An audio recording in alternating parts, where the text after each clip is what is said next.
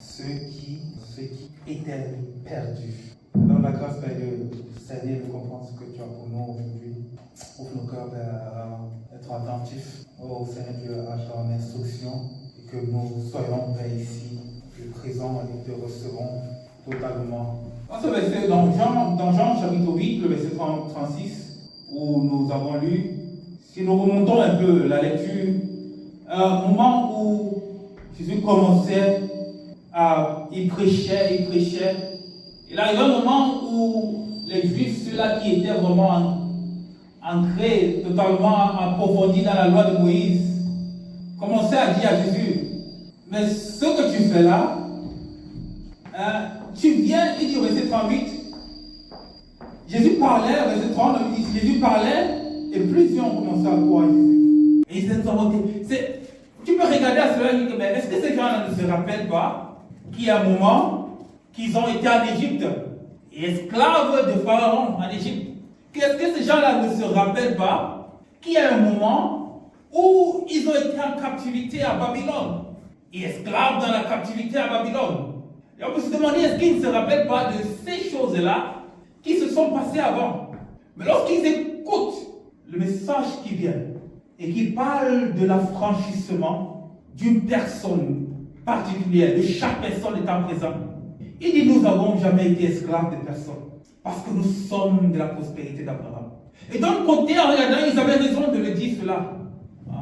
Parce qu'ils savaient que les conséquences de pourquoi ils avaient été en esclavagité, pas parce qu'ils avaient été appelés un peuple, ils étaient appelés à être un peuple qui devait rester en esclavage, mais c'est parce que par leur conduite, par leur manière de faire, il est arrivé un moment où ils sont entrés dans l'esclavage.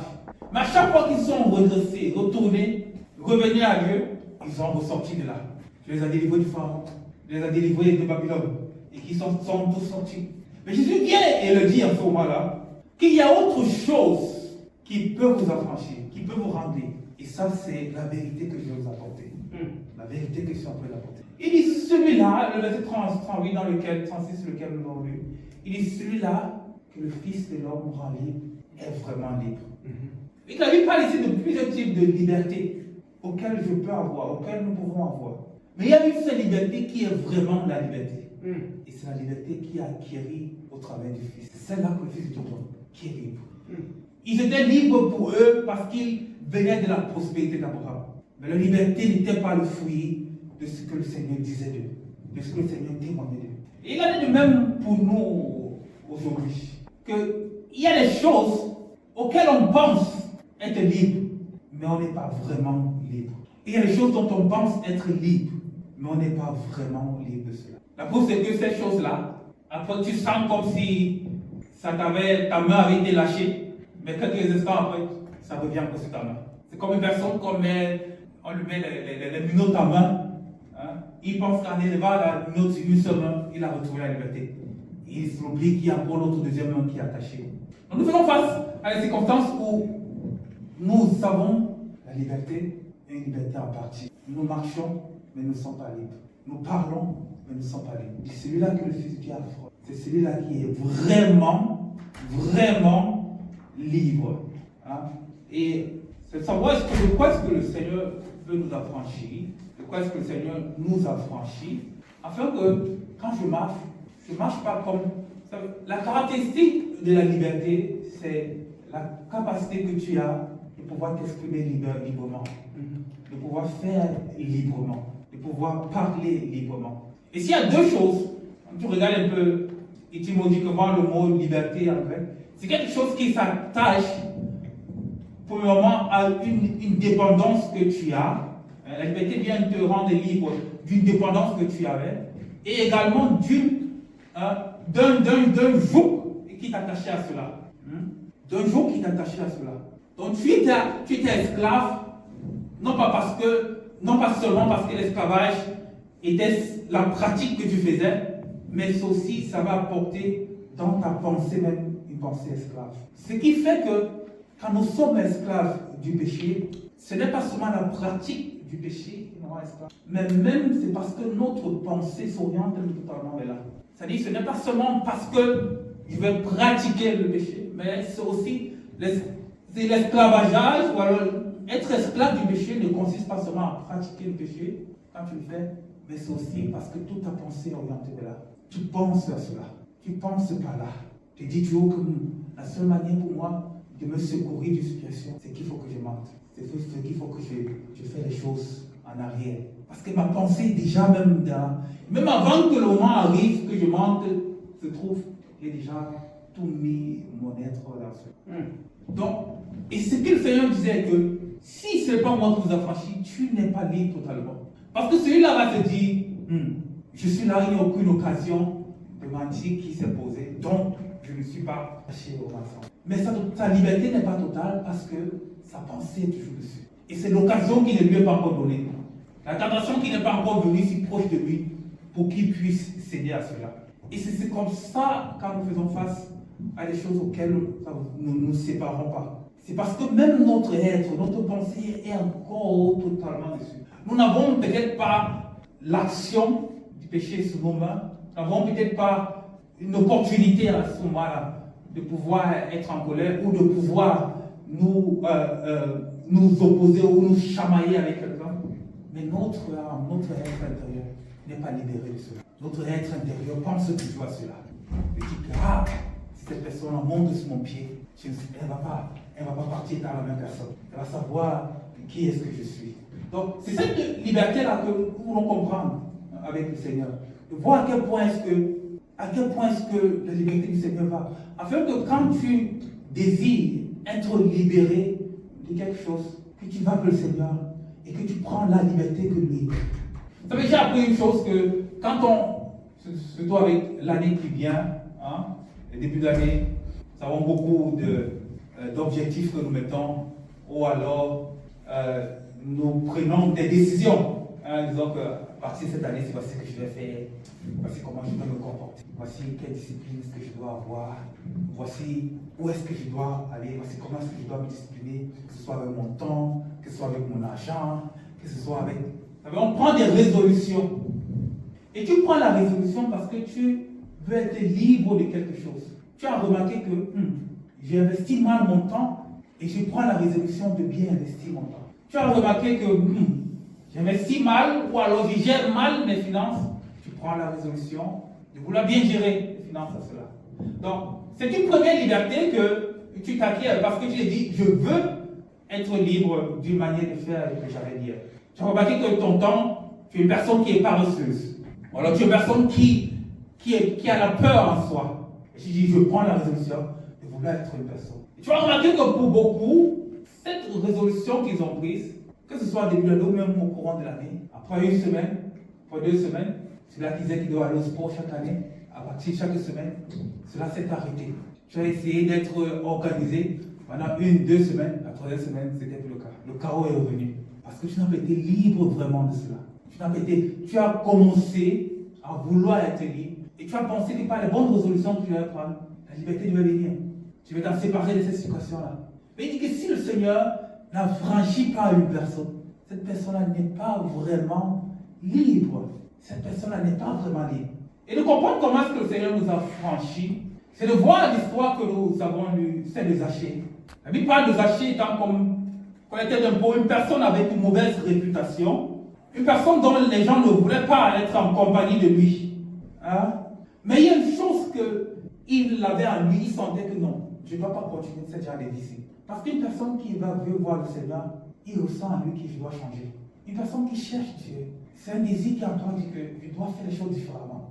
Hier, je faisais comme ça. Hier, j'étais malhonnête avec les gens. Hier, j'insultais les gens. Mais quelque chose doit changer en moi. Et c'est ce sentiment que Zachée avait.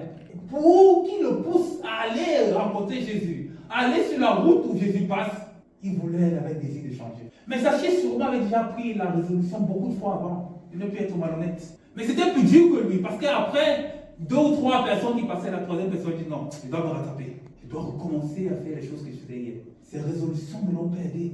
Il a essayé de s'affranchir au travers des résolutions qu'il prenait, mais il n'était pas libre de cela. Il avait désir en lui de dire, Seigneur, ma vie ne peut pas continuer comme ça. Les choses que je fais ne peuvent pas rester. Je ne peux pas toujours être dépendant de cette chose-là. Dépendant de ce péché. Je ne peux pas toujours retomber de la même façon. Prends parfois les résolutions et dis, non, voici ce que je dois faire. Voici comment je dois faire. Tu écris même cela, Tu n'es pas libre parce que tu n'as pas été affranchi. Le Seigneur t'a franchi lui-même. Et la Bible parle de Zaché quand il monte, il va sur l'arbre pour regarder, pour pouvoir voir le Seigneur passer. Parce que sa taille, sa condition ne le permettait pas au milieu de la foule de pouvoir regarder et de voir. C'était un homme de petite taille. Je ne sais pas quelle taille il avait, mais il était vraiment de petite taille. Comme voir on sait là. Mais il a compris que bon, si je vais à l'étage, si je monte sur l'arbre, de là je vais pouvoir voir. Et ce qu'il a fait. Il dit ici, quand Jésus a voulu se concentrer sur lui, quand son temps est venu, la Bible a dit à Zaché, Zaché, viens ici. Zaché, descends et viens ici. Zaché, descends. Il a dit, ne reste pas. Tu as pris une position élevée pour me voir. Mais moi, quand je vais parler avec toi, je vais te parler dans la position de toi, dans la condition que tu as. Je ne veux pas que tu prétends être grand de taille et pourtant tu es très petit. Viens comme tu es petit, afin que je parle. Et c'est comme ça que, quand le Seigneur veut nous affranchir, il veut que tu viennes avec ta condition telle que cela est. Ne pas prendre un prétexte que je suis déjà élevé, j'ai une position. Donc si tu dois me parler de cette position-là où je suis élevé, où les hommes me voient déjà étant élevé sur un arbre.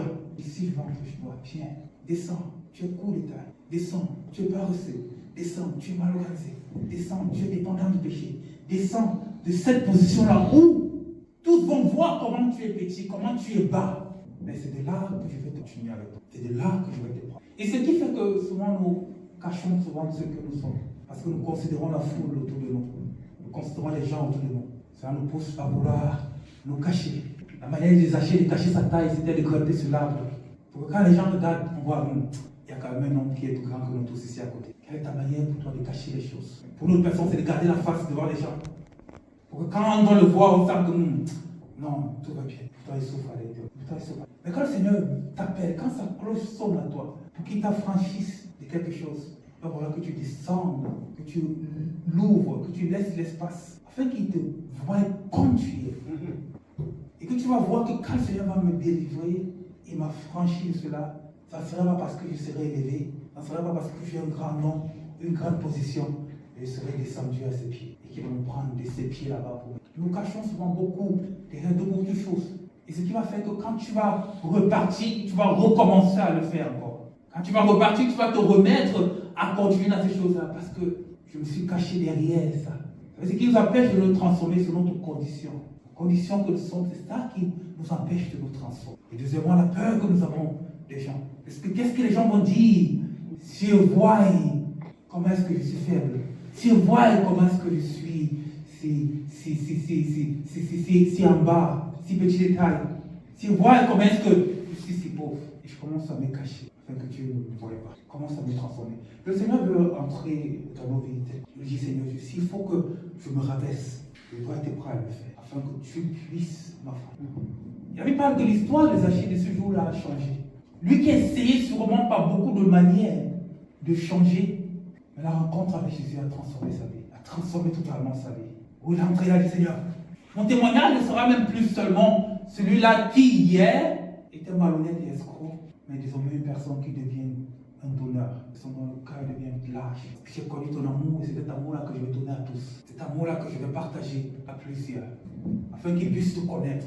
Donc s'il y a une chose que le péché ou les conditions qu'on traverse nous attachent dans un esclavagisme ou nous rend esclaves de cela, c'est parce que ça possède notre être totalement. Ça ne possède pas seulement tes membres, mais ça possède également ta pensée. Ou même le jour que tu n'as pas pratiqué cela, pensez dessus. C'est l'occasion qui n'était pas donnée à ce moment-là. Pensez dessus. Le Fils de l'homme nous a franchis. Nous sommes vraiment libres. Le désir d'avoir la liberté, ce n'est pas seulement afin de dire que je suis libre de cela, mais c'est savoir pourquoi est-ce que le Seigneur nous donne sa liberté. Pourquoi est-ce que le Seigneur veut t'affranchir? Et quand je comprenais cela, je me disais que ce n'est pas seulement quelque chose qui est pour... Exprimer ça comment? Je dis, vous savez, dans la Bible, nous avons énuméré, la Bible énumère que ce soit l'immoralité sexuelle, le mensonge. C'est un péché qui sont là, qui sont énumérés. Mais il y a une partie où la Bible dit à Romains que tout ce qui n'est pas la conviction de la foi est péché. Tout ce qui n'est pas la conviction de la foi est péché. C'est-à-dire que tu ne vas pas seulement regarder toute la liste qui est énumérée dans la Bible pour dire que Si ça là, je fais pas ça, je fais pas ça, je fais pas ça, je fais pas ça, je fais pas. Donc, ton péché contre Dieu. Mais les choses où ta foi ne te convainc pas de faire cela, quand tu vas regarder à cela, tu vas revenir au Saint-Esprit et dire, tu vas chercher à regarder quel est le verset biblique qui dit, je ne dois pas faire ça, je fais ça. Mais il dit tout ce qui n'est pas la conviction de foi, ça va être juste pour notre personne. Toi, ce moment-là, toi, ne te crois. Et c'est de toutes ces choses-là que le Seigneur veut nous affranchir. Même d'une manière de faire, une manière de nous comporter, une manière de gérer le temps qui est mis à notre vie. Tu sais pertinemment que Seigneur, mon temps, je dois le gérer différemment. Et tu le sais. Que le Seigneur te parle et dit que ici, tu dois agir différemment avec. Pour notre personne, ça va être normal de rentrer le soir, après sa journée, s'asseoir, boire, manger, regarder la télévision, répondre aux messages. Et toi, intérieurement, est-ce que tu as convaincu que non? Ton temps après le travail, tu te disposes. Et c'est ces genres de convictions personnelles-là que quand tu n'obéis pas à cela, tu vas dire, mais Seigneur, où est-ce que c'est écrit que je ne dois pas me relaxer après? Mais il dit tout ce qui n'est pas conviction. Parce que c'est un moment où le Saint-Esprit commence à te parler personnellement, que tu n'obéis pas à cela. Et même de ces choses-là, le Seigneur veut nous affranchir. Le Seigneur veut t'affranchir. Tu viens à dire, Seigneur, ce que tu m'as donné, je gère ça différemment. Je gère ça mal. Et je sais que ce n'est pas comme ça que je dois le faire. Que je dois gérer cela différemment. Mais que tu puisses entrer dans ma vie. Que tu puisses me sauver.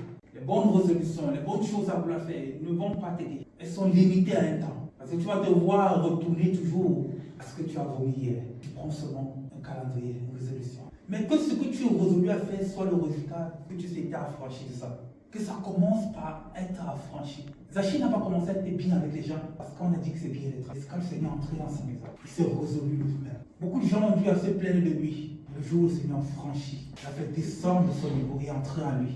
Parce qu'il a compris que le Seigneur vient afin que mes finances soient désormais à son service. Ce n'est plus pour que je garde ça pour moi. Ce que Zachi a compris.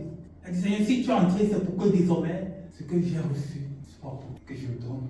Si le Seigneur t'a franchi d'une manière peut-être mal organisée que tu es, ou alors d'une malédiction que tu as, pour quand tu sois franchi, tu comprends le temps que j'ai. Sommeil à ton Seigneur, afin que toi, tu gères comme tu veux. C'est ça qui prouve que tu as affranchi vraiment le Seigneur. Qui t'a vraiment affranchi de cela. Ça ne va pas dire que demain, tu dois faire comme. Tu vas faire ça une fois, deux fois, trois fois, quatrième fois, tu vas dire, je vais rentrer comme je faisais avant. Le Seigneur désire nous affranchir vraiment. Nous affranchir vraiment de tout ce que nous puissions faire qui ne le glorifie pas. Ou alors qui ne donne pas la gloire à lui. Le Seigneur nous a appelés pour des bonnes œuvres. Le Seigneur nous a sauvés et nous a appelés à des bonnes œuvres afin que nous les pratiquions. Et que ces bonnes œuvres-là sont des choses qu'il a prédestinées, même avant la fondation du monde. Il nous a libérés, il nous a prédestinés à faire des bonnes œuvres. Et ils sont des œuvres qui sont prédestinées même avant la fondation du monde. Et c'est dessus vraiment que, mais c'est vraiment dessus que je voulais mettre l'attention. Il dit que le Seigneur, quand sa liberté t'est donnée et que tu sens en toi que oui, aujourd'hui je me sens libre de servir Dieu. Aujourd'hui je sens une détermination à le faire. Aujourd'hui je sais que le poids et le joug du péché n'est plus sur moi. Le poids et le joug de ce qui pesait sur moi n'est plus là. C'est afin que tu comprennes à quelle œuvre est-ce que tu es appelé désormais à pratiquer. À quelle œuvre tu es appelé désormais. Ce n'est pas pour que tu te sentes juste comme ça libre, tu te sens bien, un bon sentiment passe en toi. Comme un vent frais, c'est comme le ventilateur, ça ventile. C'est comme ça. La présence de Dieu peut être un ventilateur seulement pour toi. Où tu te sens ventilé, tu te sens bien, la joie. Oh oui Seigneur, je suis en joie aujourd'hui. Oh, mais quand tu sors de là, si tu ne sais pas les œuvres auxquelles tu appelles à faire, tu ne vas pas te réjouir de cet affranchissement que Seigneur t'a donné. Tu vas être juste content d'être là le dimanche. Ah, j'ai sauté, j'étais en joie. Oh, je ne sens plus le poids du péché sur moi. Oui, c'est vrai, le Seigneur dit, il n'y a plus de condamnation de ceux-là qui sont en Christ, et c'est vrai. Mais pour que tu puisses vivre une vie où il n'y a plus de condamnation, il faut que tu vives dans les œuvres que le Seigneur t'appelle. Si tu rentres vivre dans d'autres œuvres, la condamnation va s'élever. Pour que tu vives une vie où il n'aura plus un jugement à vouloir apporter contre toi, quand tu vas rentrer désormais, vivre dans les œuvres auxquelles. Après le passage de Jésus et Zaché, Zaché a commencé à vivre dans les œuvres auxquelles il est appelé. On l'a connu jamais comme une personne qui est escroc. Il n'a pas eu à changer de travail, mais là-bas même, le travail où il était, Dieu l'avait placé là-bas pour qu'il soit une source pour d'autres personnes. Qu'il soit une personne qui donne pour d'autres personnes. Mais il n'avait pas compris ça. Il avait compris pour lui que là-bas c'était un endroit où il devait prendre pour lui. Et quand le Seigneur s'est révélé à lui, il a révélé également les œuvres auxquelles il est appelé. Et c'est ça qui va nous empêcher, ou alors qui peut t'empêcher d'accomplir ce que le Seigneur fait pour toi. Et tu vas sentir toujours, comment se fait-il que chaque fois, je tombe, je retombe, je tombe, je retombe, je me sens bien, je me relève, je me sens bien, je retombe, je sens bien, je retombe. C'est parce que quand le Seigneur t'a libéré, tu n'as pas compris les œuvres auxquelles tu n'as pas servi à savoir c'est ça. La joie que tu me donnes aujourd'hui, c'est pourquoi est-ce que je vais maintenant mettre cette joie-là? Pour quelle œuvre est-ce que tu m'appelles afin que cette passion-là pour toi, je puisse pouvoir investir, je puisse pouvoir mettre. La Bible dit que ce sont des choses qu'il a prédestinées avant. De voir combien de fois le Seigneur a été Dieu qui voit, il connaît. Par la Jérémie dit qu'avant que tu me fusses, quand tu étais encore, même dans le ventre de ta mère, avant que tu me fusses, je savais les choses auxquelles je savais ce que j'ai prédestiné pour toi. Est-ce que je vais prendre le temps de découvrir avec le Seigneur que oui, Seigneur, aujourd'hui, j'ai la joie de te servir. Mais où est-ce que tu m'envoies? Où est-ce que je vais partir afin que je jouisse de ta liberté totalement? Tu vas jouir de la liberté de Dieu totalement que quand tu vas faire sa volonté, que quand tu vas marcher dans ce à quoi il t'appelle. C'est celui-là que le Fils de Dieu, il est libre. Tu as franchi purement parce que, tu n'es plus sur le joug du péché, tu n'es plus la condamnation du péché qui était sur toi est libérée. Deuxièmement, également, ta pensée, ton être n'est plus dessus. Mais maintenant, c'est pour que tu sois appelé à vivre la vie auquel il t'a dit. C'est venu afin que tu aies la vie et la vie avec les œuvres auxquelles tu es prédestiné à faire que tu le fasses. Donc, c'est désirer d'être affranchi par le Seigneur, ou désirer quand tu fais face à quelque chose auquel tu as des difficultés à te séparer, désire que c'est le Seigneur lui-même qui t'affranchisse. Tu peux prendre les bons conseils sur les gens, ça va aider pour un bout de temps. Tu peux toi me suivre, ça va aujourd'hui sur YouTube, tu as tellement de personnes entraîneurs, des gens qui te montrent comment faire. Voici, c'est là. Ce sont des bons conseils qu'ils donnent, c'est pas mauvais. Mais ils ne t'affranchissent pas vraiment. Ils ne t'affranchissent pas vraiment. C'est celui-là que le Fils de l'homme affranchit. Les gens vont chercher à être affranchis de différentes manières, mais ils ne sont pas vraiment affranchis. Preuve qu'ils ne sont pas vraiment affranchis, c'est qu'ils finissent par retomber dans la même chose qu'hier qu'ils ont abandonné. Et c'est ça la différence avec lui. Qui t'affranchit et il te montre aussi où est-ce que désormais en tant que libre, tu vas vivre. Comment est-ce que ta pensée désormais doit s'orienter? C'est que tout ce qui est doux, tout ce qui est bon, tout ce qui est agréable, tout ce qui est digne de louange, soit l'objet de ta pensée. Donc ce n'est pas franchi, ne te laisse pas seulement là, mais il commence le canevas de comment est-ce que tu dois faire afin que tu sois vraiment libre. La liberté de parler avec lui, afin de te rapprocher de lui. La communion avec lui que tu as dépend de comment est-ce que tu as franchi. Il n'y a qu'une personne qui est libre. Quand on commence à lire, nous devons nous approcher avec assurance. Quand tu as franchi, que tu as l'assurance de venir vers Dieu. T'approcher. Savoir qu'il n'y a rien qui me condamne. Je suis libre de m'approcher de lui. Mais c'est dans chaque situation, je dis Seigneur, je veux être libre vraiment. Et être libre vraiment de cela. Et la seule liberté vraie qu'il peut être obtenue, c'est là que toi tu donnes, Seigneur. Il dit, si le Fils de l'homme vous a franchi, vous êtes vraiment libre. Amen. Amen. Par les bons conseils que je vais suivre là-bas. Par le bon coaching que j'aurai chez celui-là. Et si le Fils de l'homme m'a franchi, il t'a franchi dans tous les domaines de ta vie. Le Seigneur peut t'affranchir dans tous les domaines de ta vie. Lorsque tu fais quelque chose et que la condamnation est sur toi, lorsque tu fais quelque chose et que ton cœur te condamne dans cela, c'est que tu n'es pas libre dans ce que tu fais. Et qu'il n'y a aucune liberté que tu es en train d'expérimenter. Même si tu gagnes tellement de l'argent dessus, même si tu gagnes tellement de popularité dessus, ton cœur te condamne. C'est un appel pour le Seigneur qui est en train de te donner. De te dire, descends de la position où tu es. Je veux te connaître sans argent, sans renommée. Ça peut être sale, ça peut être pas bien à voir, mais tel que tu veux faire que je t'affranchisse. Et quand tu vas suivre cela, on va commencer à voir comme ça de donner quoi tu vas faire. Donc, ne te dis pas seulement d'un moment où, s'il y a quelque chose qui t'attache à toi, que tu ressens, Seigneur, je dois changer dans cette manière de faire. Tu sens que je dois changer dans ma manière de gérer mon temps. Tu sens que je dois changer dans la manière de me comporter avec les autres. C'est un appel du que le Seigneur fait. De dire que tu ne dois pas rester le même. Mais quand il se manifeste et qu'il est là, laisse-le travailler en toi. S'il demande de pardonner tous, pardonne tous. S'il demande d'oublier même ceux à qui tu as fait du bien et qui ne sont pas reconnaissants, ceux à qui tu as donné des choses et qui ne veulent même plus te leur redonner, fais-le, laisse-le avec. Contrairement à te pousser à les aimer encore plus que hier. T'auront dessus, t'auront maltraité. Mais quand Seigneur t'a franchi, tu es libre. Tu es libre des choses, tu es libre des personnes. C'est là que tu pouvais regarder hier et ne même pas vouloir croiser les faces. Quand Seigneur t'a franchi de la peur, tu es courageux. Ce n'est plus seulement que tu ne ressens plus la peur, mais désormais le courage est là. C'est ça que tu crains. Tu te rends compte que c'est un affranchi de la peur. Ou ça sera pas seulement que dès que le téléphone dit, tu dis, mais quelle est la nouvelle qui m'attend encore comme ça? Qu'est-ce que tu as encore attendre?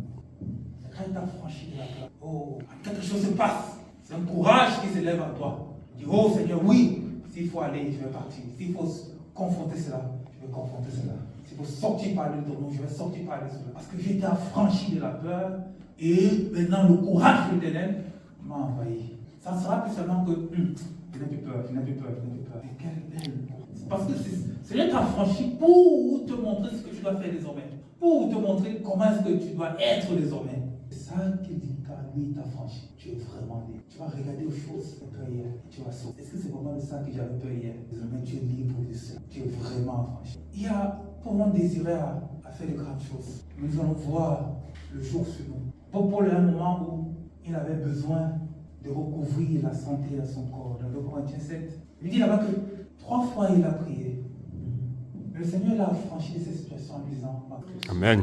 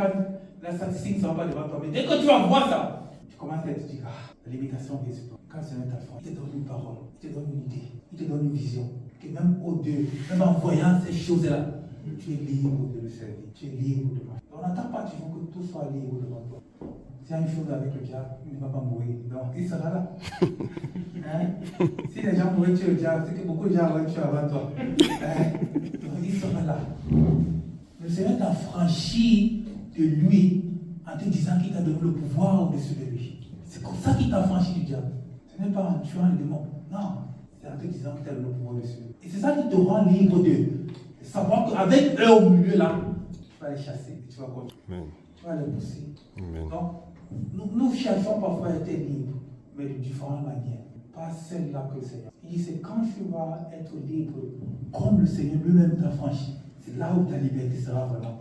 Alléluia. Et tu vas commencer à te comporter comme une personne libre, qui a la liberté de parler, qui a la liberté de servir Dieu. Et oui, que là où l'Esprit de Dieu est là, il y a la liberté. Hein? Tu as la liberté, tu vas le servir avec la joie. Ne regarde plus ce que d'autres personnes peuvent dire, ce que d'autres personnes peuvent faire. Mais parce qu'il t'a libéré de ce que le monde dit. Il t'a libéré de ce que le monde pense. Donc, dans ce que tu veux faire avec les projets que tu as, si le Seigneur ne t'a franchi pas d'une manière de faire, tu ne seras pas libre. Je ne dis pas que c'est pas bien de suivre les conseils des gens, mais que ce soit quelque chose qui vient du Seigneur. Parce que c'est de là où la franchissement vient. C'est de là où la liberté vient. La liberté, c'est, nous voulons être des personnes qui vivent dans la liberté du Seigneur, hein, qui marchons avec cela. Dont nos membres même sont ceux-là qui se poussent à désirer de servir librement. La prière soit, Seigneur, je me désire de servir librement.